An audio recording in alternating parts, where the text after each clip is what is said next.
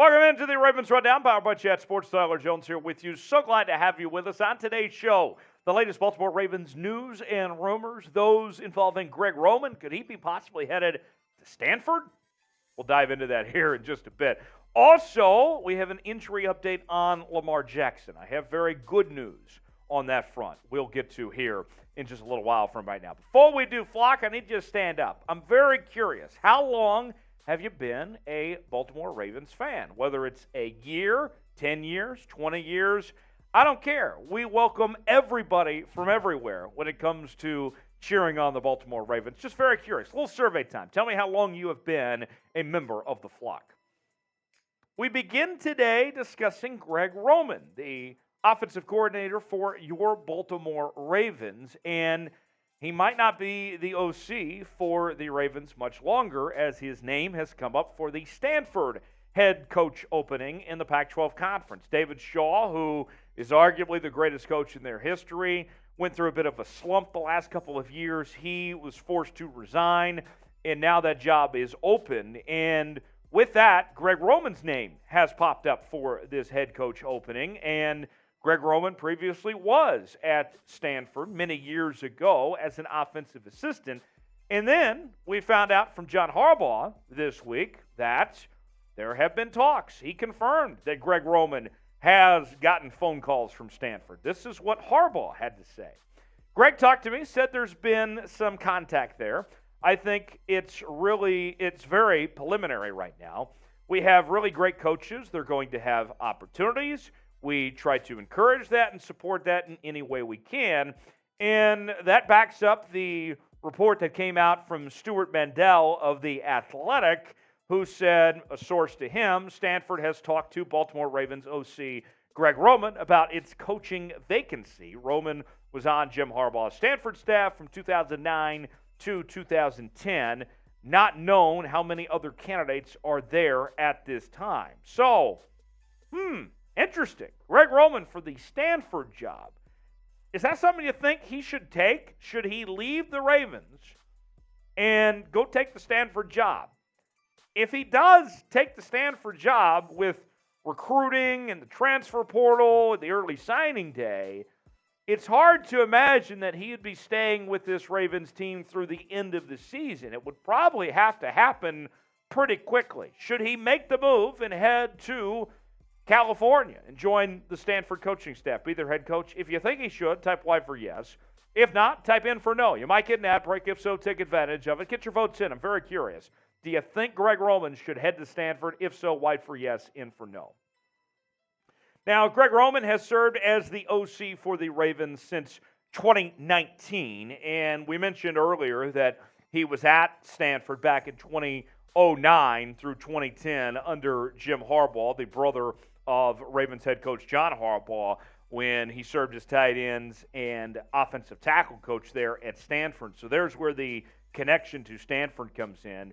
And back in 2019, of course, he won the AP NFL Assistant Coach of the Year award. And so Greg Roman has gotten a lot of recognition, a lot of love around the league. But the last few years, though, and you could even say the last few weeks, there's been a lot of vitriol towards Greg Roman and how he's operated this Ravens offense, in particular not getting the wide receivers involved in the lack thereof when it comes to the passing game and the difficulties that have been there.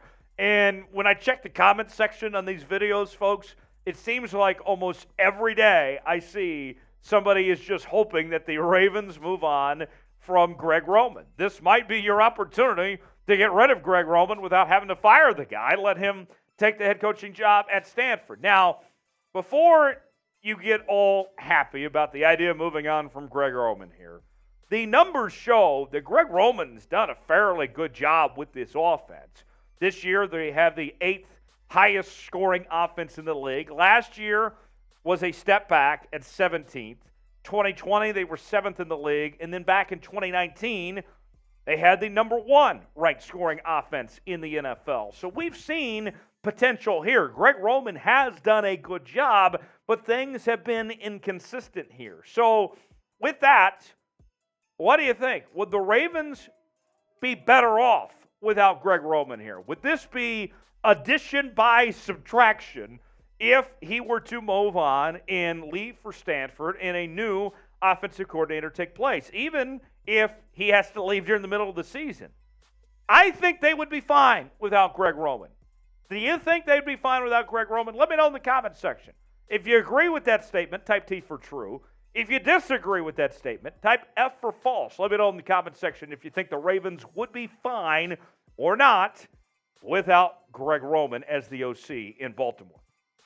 Today's show is brought to you by Fetch. Fetch is a super easy-to-use and free app that lets you earn rewards on literally anything you buy. Scan any physical receipt or e-receipt, and you will earn points for your purchases, and the process only takes seconds. You don't have to worry about where the receipt is from or what's on it. So let me show you how simple it is.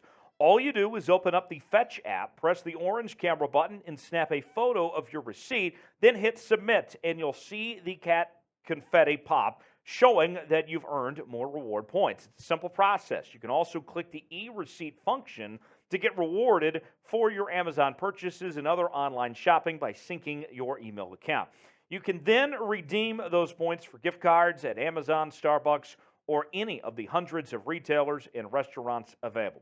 Fetch is on iPhone and Android. Use our link, chatsports.com/fetch, and enter the promo code CHAT at sign-up for 5,000 points when you scan your first receipt. That's the equivalent of a free $5 gift card to get started. It's a free app, and the 5,000 bonus points is only for a limited time.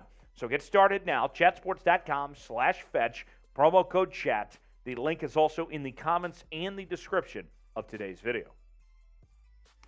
Moving on now to Lamar Jackson, as LJ left practice on Wednesday with a quad injury, and certainly that had everybody on their toes about what that means for his status for Sunday. Well, then an update from practice on Thursday, and according to Luke Jones, who covers the Baltimore Ravens, he tweeted out this afternoon that Lamar Jackson was a late arrival at the practice field, but that he was present and working. So that's good. Good to see that Lamar Jackson making some progress in the right direction, getting back on the football field.